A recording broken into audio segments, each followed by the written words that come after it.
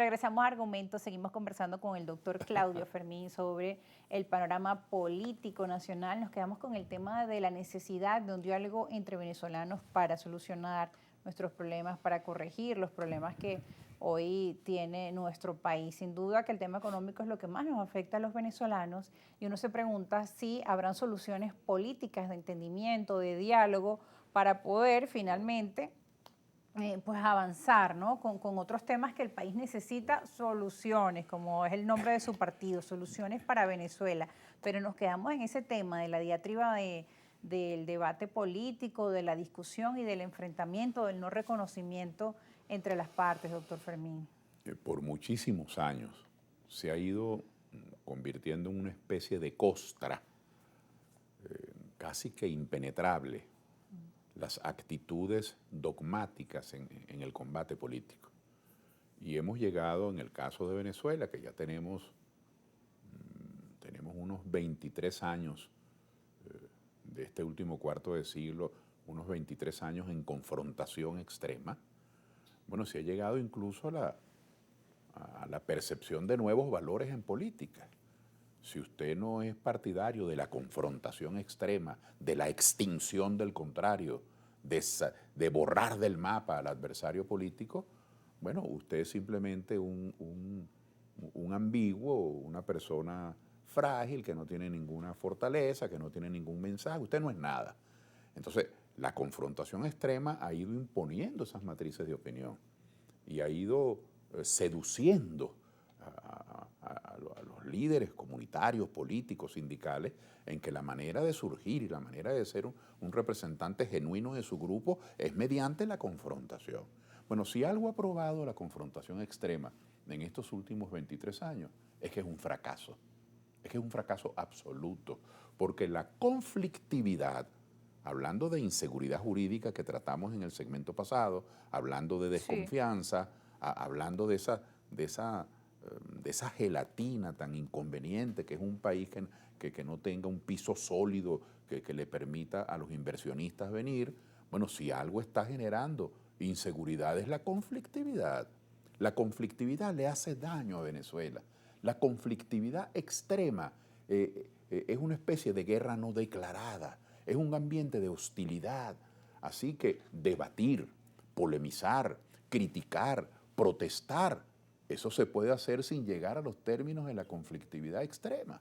Por eso, por muchos años, digamos que tragándome esa flecha, yendo a contravía, yo he sido partidario del diálogo. Y hoy soy convencido, hoy que estamos en un nivel extremo de conflictividad, que el diálogo es la única solución. Es el único camino para crearle a nuestro país, a Venezuela, es el interés nacional para crearle una atmósfera de convivencia, de entendimiento. Cualquiera podría decir, pero es que hay tantos abusos, tantas agresiones. Pues claro, pero sin negar eso, resulta ser que el único hábitat, el único ambiente en el que esos abusos y esos conflictos hoy se pueden resolver es en el diálogo. No se Ahora, pueden resolver en la confrontación. hay un Así que llamado a yo diálogo, celebro el sí, diálogo. Es lo que hay que hacer. pero hay un llamado a diálogo en la Asamblea Nacional y algunos sectores de la Plataforma Unitaria Democrática y otros partidos, como por ejemplo el MAS o Unión y Progreso del doctor Eduardo Fernández, no han sido invitados a ese proceso de diálogo. ¿Usted siente que ese diálogo que ha sido convocado dentro de la Asamblea Nacional es incluyente o que deben convocar a mayores sectores a su participación, porque se están discutiendo allí temas importantes para nuestro país? Mire, estoy dudando porque escuché al doctor Jorge Rodríguez una, dos y en más oportunidades advertir cuando se instalaron estas sesiones de diálogo a propósito de reformas legislativas que tienen que ver con las elecciones y con los Sí. partidos. Escuché que todos fueron invitados, absolutamente todos. Esa es la información que tengo. Incluso recuerdo en la última de esas sesiones plenarias, que las llaman comisión especial, en esa última sesión plenaria a la que yo tuve ocasión de ir, recuerdo perfectamente que el puesto de Soluciones para Venezuela estaba al lado del puesto de Un Nuevo Tiempo, y Un Nuevo Tiempo estaba el cartel, pero no estaba la persona presente. No recuerdo lo del movimiento al socialismo, que tú lo has citado como ejemplo. Sí, que de hecho estuvieron Sí. acá en el programa Bueno, si ellos lo dijeron ya es otra mencionaron cosa, que no ¿no? fueron Pero, invitados. pero tengo la información que todos fueron invitados. En todo caso, todo el mundo tiene que ser invitado. Y el diálogo no puede excluir a nadie. Ha habido sí, en este particular diálogo, ha habido una aprehensión, ha habido un recelo, yo diría que una protesta, no solamente de los convocantes, que en este caso es el gobierno, es el doctor Rodríguez, es el PCV, es el presidente de la Asamblea. Ha habido una especie de incomodidad y de protesta de la mayoría de los partidos asistentes con aquellos referentes políticos que han pedido bloqueo contra Venezuela. Es decir, que han respaldado injerencia o injerencismo político de potencias extranjeras. Eso se percibe a flor de piel, pero estoy completamente de acuerdo que el diálogo tiene que ser inclusivo, que el diálogo tiene que promover eso, promover democracia, promover inclusión. Por cierto, en este diálogo, nosotros desde Soluciones para Venezuela, Rosa, hemos puesto particular interés, énfasis en la representación proporcional. Aquí les puedo comentar de manera, digamos... ¿Algún detalle de su propuesta? Sí, de manera breve, ¿no?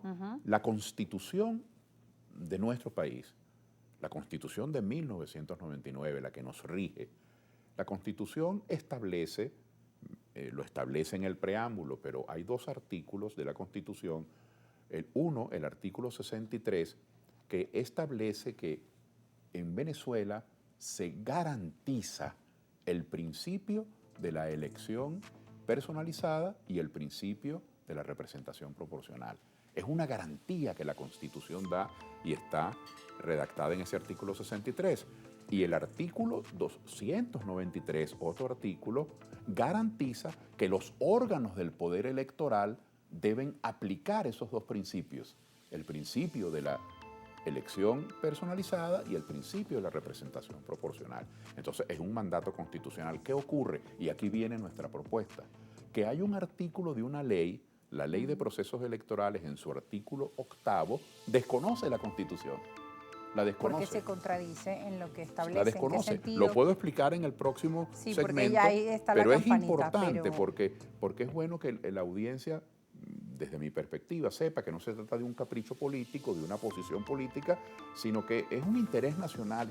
Y voy a explicar en el próximo segmento por qué la Ley Orgánica de Procesos Electorales contradice la Constitución Nacional. Bueno, hablaremos de eso al regreso de la pausa. Ustedes manténganse atentos. Veo que ya hay muchas preguntas que nos llegan a través de nuestras cuentas en redes sociales y las veremos al regreso de la pausa. No se aparten.